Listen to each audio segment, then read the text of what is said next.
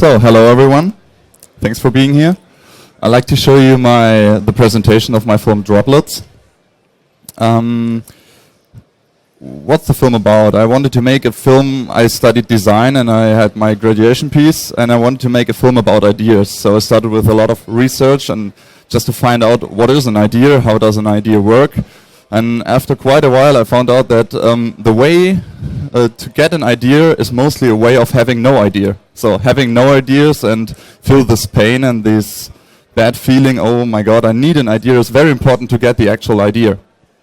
So I started off with this project, and it's my very personal view on this whole topic. Like this is what you see next is how I felt when I had no idea. So before I tell too much, I just show you the film.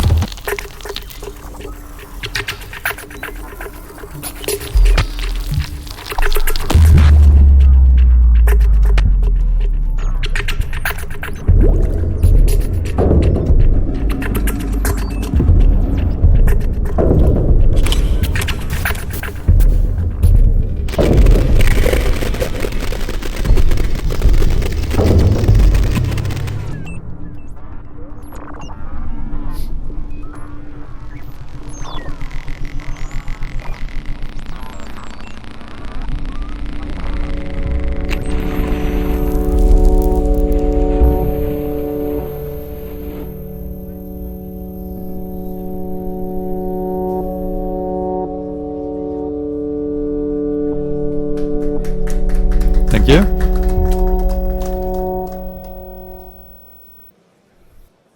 Yeah, that's actually the film.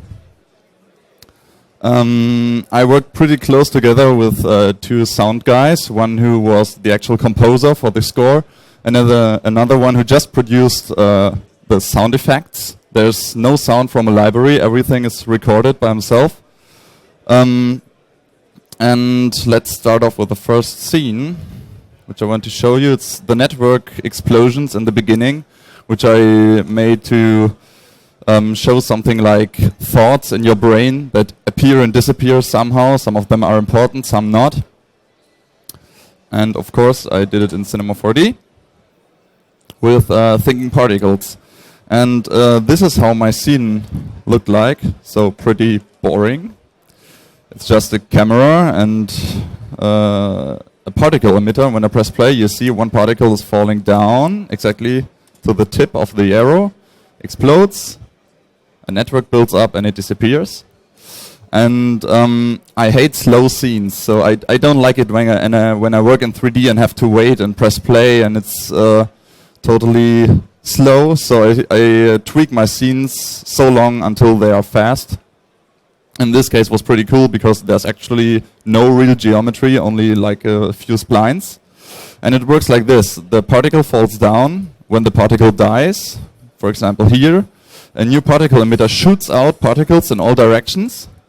After a certain time, I think when the particles have made half of their lifetime, they switch into a new particle group, and this group gets connected with lines. I made this with the UberTracer. It's a free plugin by Jean McTodo from Canada, which just, you throw in, okay, these particles should be connected with lines, and when they have a certain distance to each other, the line disappears like it's breaking. And it works super good, it's super fast, and super stable. And here we have this Espresso setup. Looking great with the new nodes, with curved lines. And here we just generate the one particle that falls down. When this particle up here dies, new particles will explode, appear, and when they have reached a certain age, they switch into a new group and get connected with lines. To calculate this part is pretty easy to say. So imagine every particle has a lifetime. For example, it can be 50 frames long and then he dies. And what you can do is, let me just take the doodle paint. So this is the life of one particle. Birth and death. Let's say it's 50 frames. And let's say the particle right now is 25 frames long. Something like this. So this is 25. Slower resolution. And the whole thing is 50. Now I can, so this is his age and this is his life, the whole life. When I now divide the age through the life, so it would be 25 divided by 50, you get a value that is 0.5, which means half of his life is over.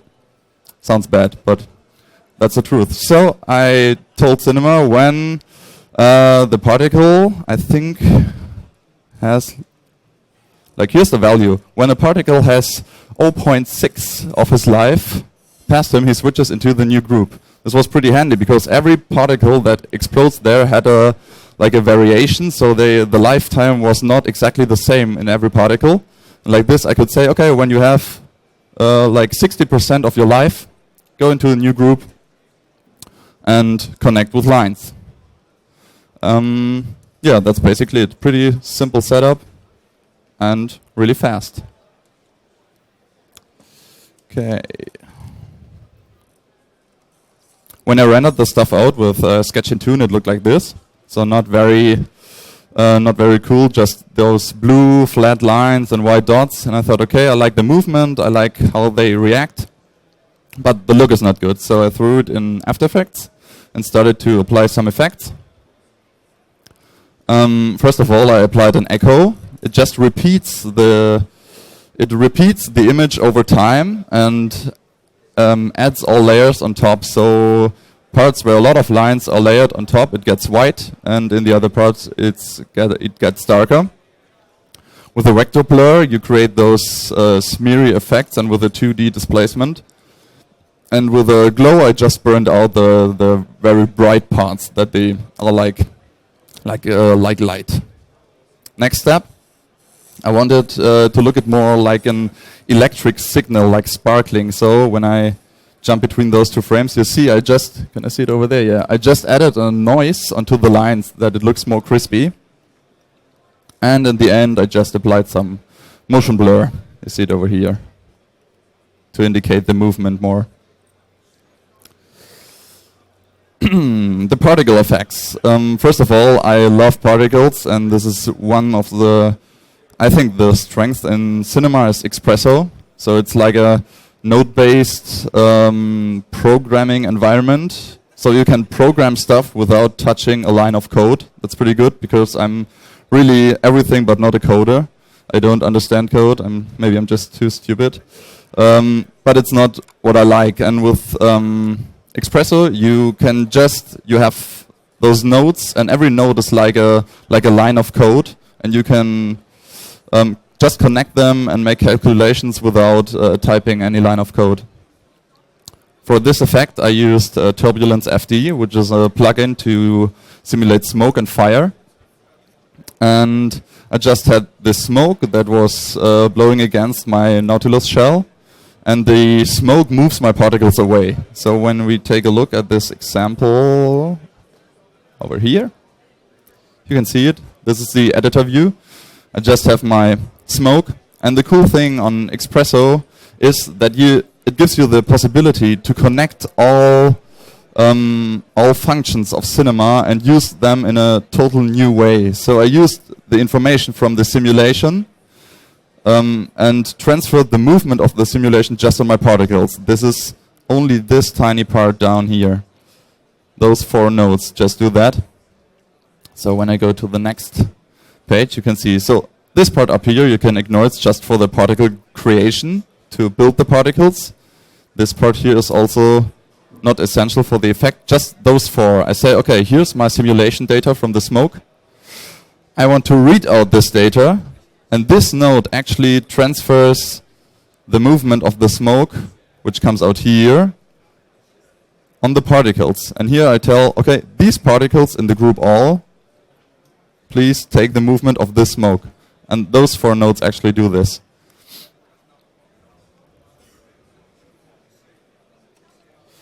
The tooth wheels. Just open up the next example scene.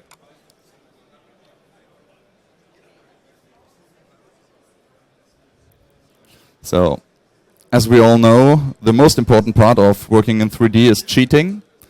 And cheating and cheating. So this shot only works exactly from the camera's perspective. When I move the camera a little bit, you see that all the stuff is stacked behind. But as I said, it works from the camera's perspective, so it doesn't matter. So you don't have to try to make everything perfect all the time. It just has to work there. So it's really important to plan your shots pretty good and have an animatic. And when I press play, as I said, it's almost real time, so it was okay. And this scene is actually a combination of MoGraph, the MoGraph module, and pure hand animation. So the first part, when the shells split up, which we see now, the split up is just a step effector who moves through all the parts and just flips them for about, I think, 10 degrees and moves them a little bit outside, so we have this pop-up look. And after that, I moved them by hand at the back of the tooth wheels and just scaled them down to 0. When we take a closer look from here, you see they just move on the back and scale down, so they disappear. But it works from the first perspective, and there's so much detail in that shot that no one will ever see that I cheated that much. Another thing is this hanging thing here. It looks like it's constantly moving, but actually it's just an animated texture. So it's hanging down, and I just offsetted the texture when I show you right here, the strap, and we have the texture, and I animated this offset value to just move or slide the texture on top of the geometry, and it looks like it's moving. And I also did this with a simple Expresso setup, which just means if time changes, the offset of the texture changes. Nothing very special, but a nice handy helper, so I don't have to set any keyframes at all.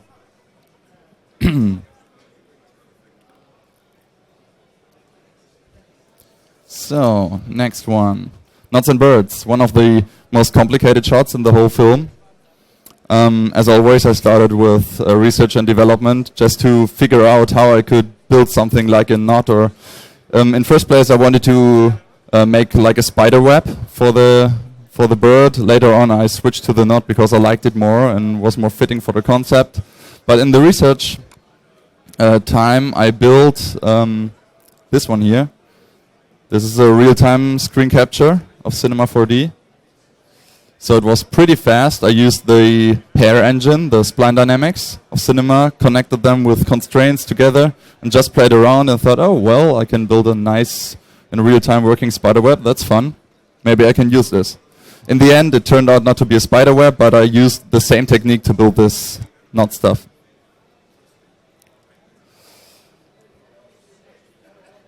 Yeah. Okay, so actually, I can show you a little bit of this. just this fast experiment. Let's draw a line.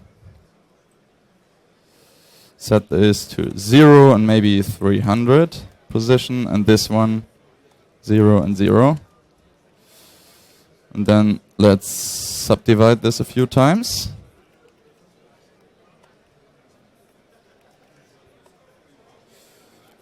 One more. Oh, let's make one more. Perfect. So we have a spline here. Now I can apply just under hair tags this spline dynamics. When I now press play, it just falls down. Nothing special happens, it just falls down, but it's affected by gravity. Now I can select this single point, go on this tag, properties, and say fixed. What it does, it pins this one point in space, and when I now press play, I have something like that. Just a hanging rope, step 1. Not bad at all. Okay. But I need more control. So I can generate something like a null object. Let's call it maybe a dummy. Display it as a, let's take a star so we can see it, and place it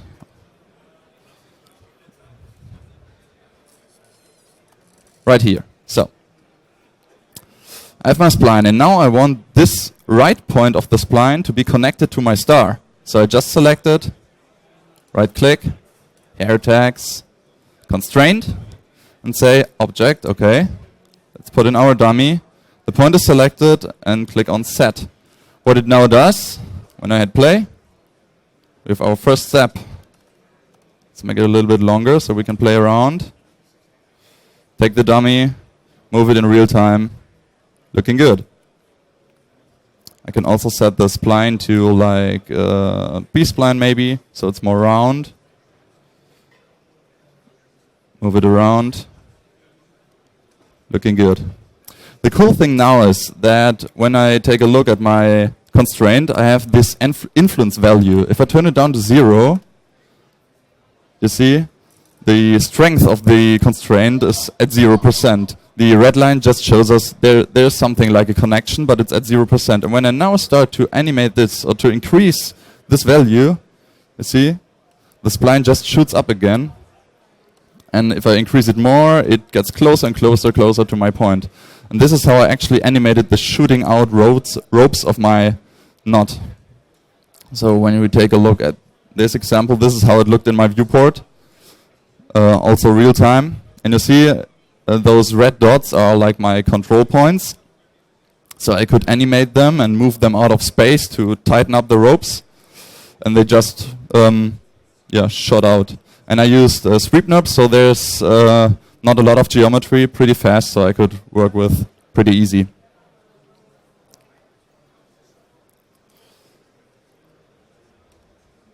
Yeah, this is how my setup looked like. So the knot, pretty hard thing to model. I haven't planned that. I thought I would do this in maybe 2 hours, just throw some ropes in there and make some funny twists and then it's done, but a knot is actually pretty hard to do. I haven't thought about this earlier. And the next step was to put a bird in there, so I think 2 or 3 days to model this stuff. And this was my hierarchy. Looking bad, but I used like layers, you can see it in the color, and then I had a lot of control and just a few control points.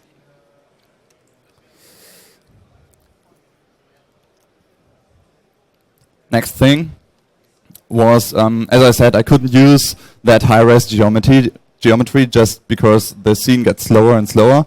And so I decided to try something with displacement for the rope. So this was how my rendering looked like before I used displacement. And then I built up this displacement map just to create these small details only when it's rendering. So after rendering with displacement, it looked like this. So I had a lot of detail, but there's actually no geometry that builds up this detail.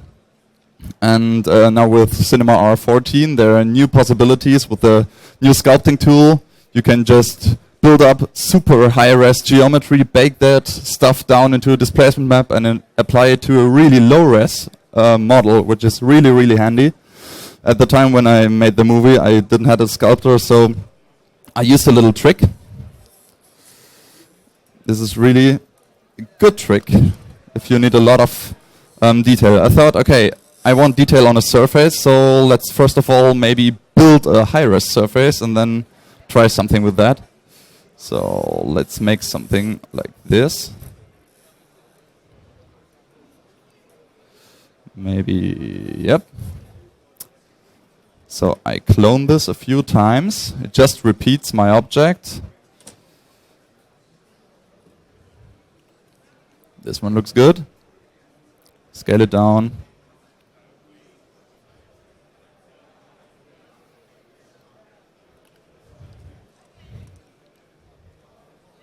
Few subdivisions, maybe like this. Okay. I group it into a null object and just use twist deformer. Put it in there. Rotate it 90 degrees. And start to rotate. Okay, what you can see is it just twists my geometry. And now I have like something like a first part of a rope. But I needed a flat texture to wrap it around my low-res geometry.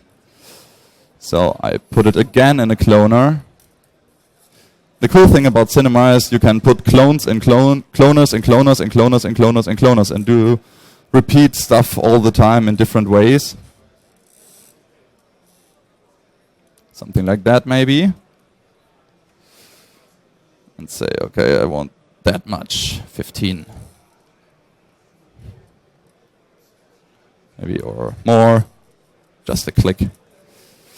Okay, now I have something that looks from the top like a good texture maybe for geometries like this. So I create a camera. Set the camera to 990 and minus 90 degrees. Take a look at it. Okay. Look from the top view. And what we have to do is to set the camera from perspective to parallel, because we don't want any perspective distortion in our image. I want just to take a flat look at it, and it should look right here. It should the perspective should be exactly the same like here in the middle, and you don't have that when you have perspective distortion. Okay, what you can do in almost every 3D program is to render out a depth map. It's a grayscale image that shows the distance from an object to the camera. It's usually used to generate depth of field in post. But what we do now is we use this feature to create a displacement map. So I set my target distance to about in the middle of my stuff. And then I use the front blur. It's like here. Pull it down. And then set it right on top of my model. What it now does is it generates a grayscale ramp where on my first plane it's black and up here it's white. So the parts of my rope that are closer to the camera are brighter in my image. Okay, let's take a look through the camera. Set up my render. Say multipass, please put out a depth image. We don't need to save that. Just a quick test. Hit render. Take a look at the layers. Depth. Oh, well, perfect. We have a depth image. So now we see the parts that are coming out to the camera are white and the parts that are like pushed in are black.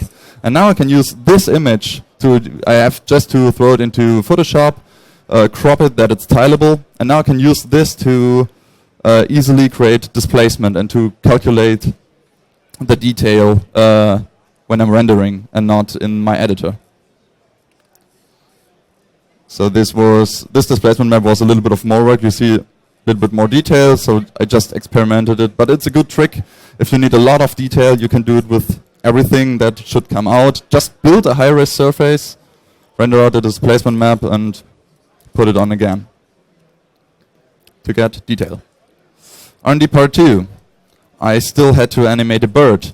So I started with bird watching out of my office window. I placed some cereals out there and then just waited and watched birds for about a week while I was trying to figure out how I make it. And the first part, which I modeled first, was the head. This is the first movement test of the head. I recognized that movements of birds, especially the head, are pretty fast and actually very linear. They don't have like smooth, curved movements. It's pretty very robotic. So I had the head and thought, okay, I think that's enough. Second part was a wing, where I tested something like a panic-looking movement. I thought, okay, that's also good. What else do I need? And I looked at my sketches and I said, okay, actually I need a head and wings, so why should I model the rest? And my scene then looked like this. Without the rope it looks a little bit creepy, but it works and it saved me a lot of polygons, so the scene is actually still fast. It's almost real time, as you see down here. Now he starts moving. That's the movement of the knot.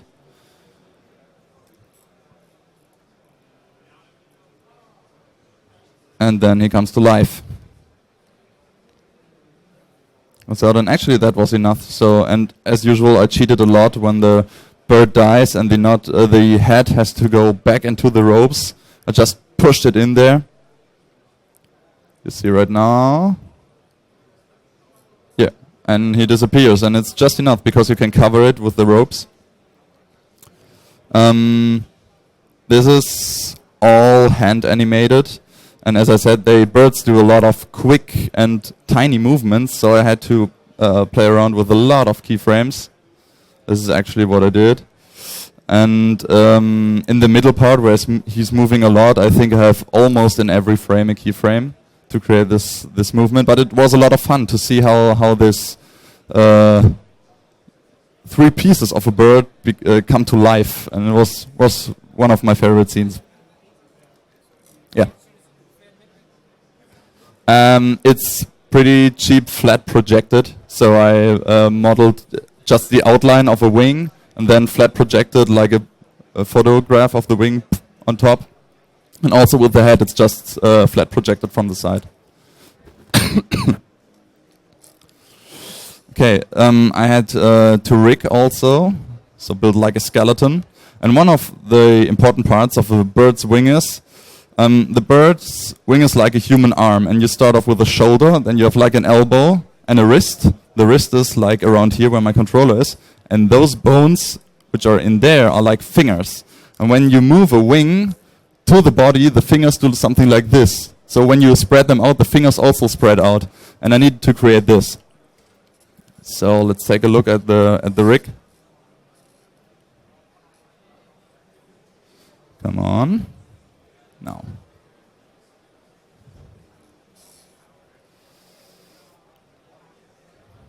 So here's my rig. So as you see, when I move it close to the body, the fingers start to move in also. And for that I also used Expresso. And what it does, here we have this distance node which can just measure a distance between two objects. We have input 1 and 2, you put in your two positions, and then it gives you the distance between each other. This one is not important. And I measured the distance between the wrist and the elbow. And when they come close to each other, those joints start to rotate. That's actually it. So distance, when they come close to each other, I triggered the rotation. So you have full control and a really automated rig that works pretty well for this kind of movement.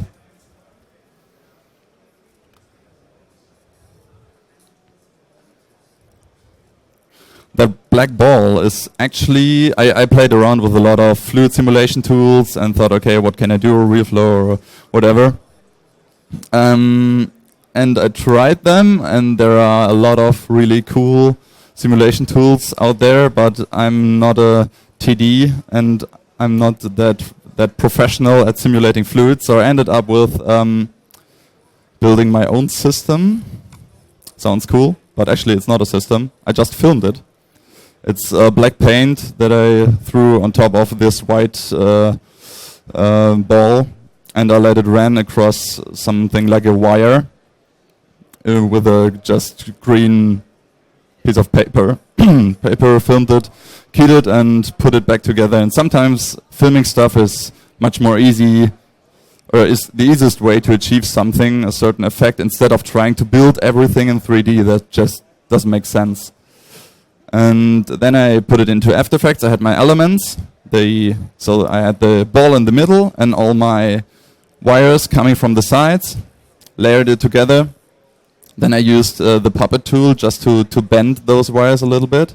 So I had 3 control points, one here, and one here. And the inner point I constrained to the ball. So when I move the ball around, all those inner control points will move with it, which gives me just a little bit more control. And for tiny movements, it works pretty well when the camera is close to it. So the ball can just move a little bit around.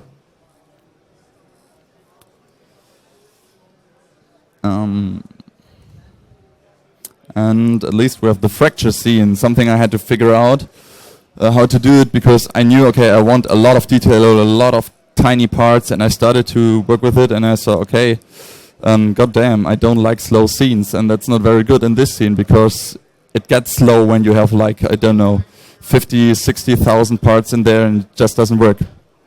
So I started to simulate one of these balls, which looked like this. And I used the plugin Explode. It just generates something like a Voronoi mesh in there and cuts objects like this. It's pretty cheap, I think 15 or 20 euros. And yeah, just fractured the whole stuff. I triggered the animation with effectors that just move into the ball, and where the effector touches the ball, the simulation begins. So you have a lot of control. A few particles in there also to give like these tiny dust that's falling down in there, here and there, tiny dust. And I rendered this movie out like 500 pixels width, but I think 5,000 pixels high. So I had a really huge film that I can move around, and I rendered, I think, 4 or 5 different versions of this. So I just started the animation, the simulation, rendered it, okay, okay, then I took the ball, just rotated it a little bit, adjusted a few keyframes, rendered it again, so the movement was quite the same, but just a little bit different. And then I had my 4 or 5 movies of this, jumped into After Effects, and just layered those rendered films in 3D space. So those are flat layers, like I think we call it 2.5D, just layered in space, exported the camera from Cinema 4D to After Effects, and so I could move through my scene. All the simulation stuff was already rendered, just a 2D image, so it was pretty fast. And I could use the depth of field of After Effects and some distance fog to generate this look in the end, and worked out pretty well, and I liked it very much. So the thing was done, actually. And there's another thing done, and this is my presentation. So if any one of you have questions, you can ask me. If not, I would just play the film again, maybe for those who came later, or for those who want to take a look at it again, so you can see where I cheated. And thanks for watching.